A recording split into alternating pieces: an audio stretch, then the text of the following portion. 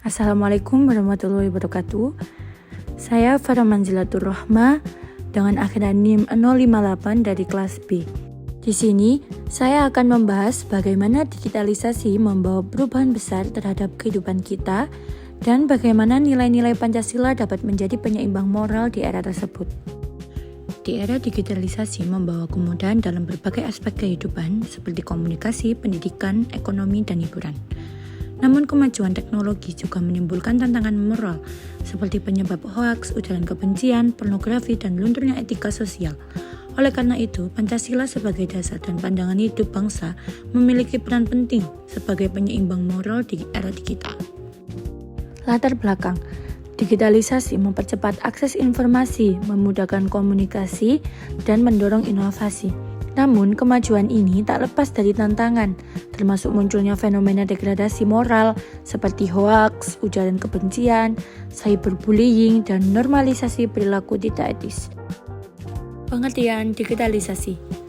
Digitalisasi adalah proses perubahan dari sistem analog menuju sistem digital dengan pemanfaatan teknologi informasi dan komunikasi. Ciri-ciri era digitalisasi adalah informasi serba cepat dan mudah diakses, komunikasi tanpa batas ruang dan waktu, interaksi sosial bergeser ke ruang virtual, juga data menjadi sumber kekuatan utama. Secara sederhana, digitalisasi adalah proses transformasi aktivitas, data, dan interaksi sosial. Ciri utamanya, informasi dapat diakses cepat, komunikasi tanpa batas geografis, dan interaksi yang banyak bergeser ke ruang virtual. Kondisi ini mengubah cara kita berpikir, belajar, dan berperilaku. Selanjutnya, dampak positif dari digitalisasi. 1. Kemudahan komunikasi dan informasi. 2. Efisiensi kerja dan pendidikan digital. 3. Inovasi ekonomi digital seperti e-commerce. 4. Meningkatkan wawasan global dan kreativitas. Tentu ada banyak manfaat dari era digitalisasi ini. Seperti gambar di atas, kita sudah tidak perlu repot untuk berbelanja keluar rumah karena di era digitalisasi ini kita dapat memanfaatkan berbagai marketplace di Indonesia atau biasa kita sebut dengan sebutan belanja online.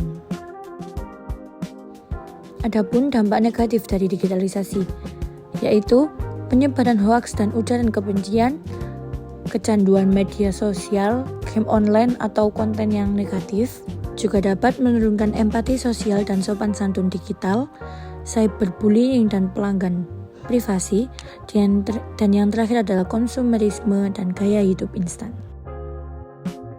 Seperti contoh gambar di atas, digitalisasi juga mempercepat penyebaran hoaks dan ujaran kebencian, memperkecil ruang refleksi karena informasi bergerak cepat, dan memunculkan kecanduan konten instan. Hasilnya, nilai-nilai seperti empati, tanggung jawab, dan sopan santun beresiko tergerus.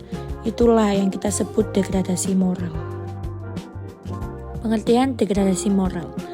Degradasi moral adalah penurunan nilai-nilai moral, etika, dan akhlak dalam perilaku individu maupun masyarakat.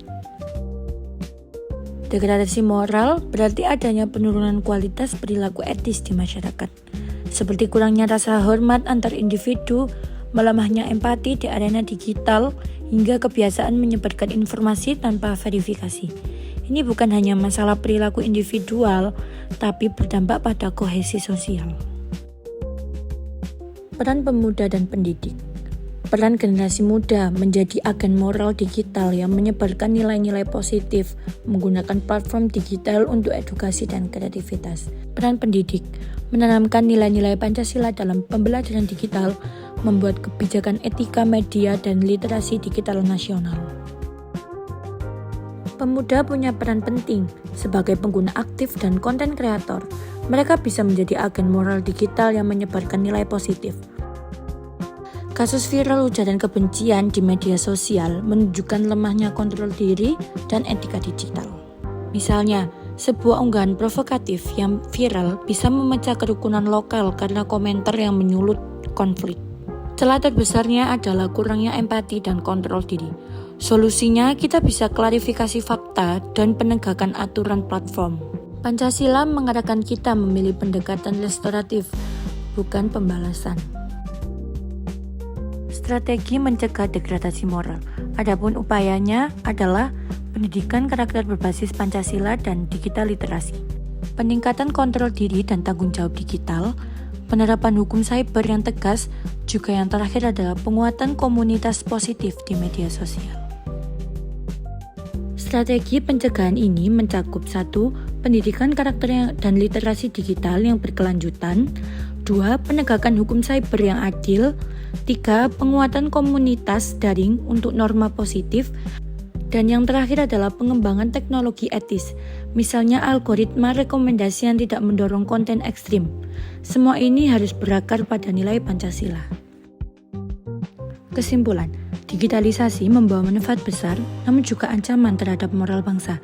Degradasi moral dapat dicegah dengan penerapan nilai Pancasila dalam kehidupan digital, dengan menanamkan etika, tanggung jawab, dan kebijaksanaan. Masyarakat Indonesia dapat menikmati kemajuan teknologi tanpa kehilangan jati diri. Teknologi boleh maju, tapi moral harus tetap berpegang pada nilai-nilai Pancasila. Terima kasih telah menonton.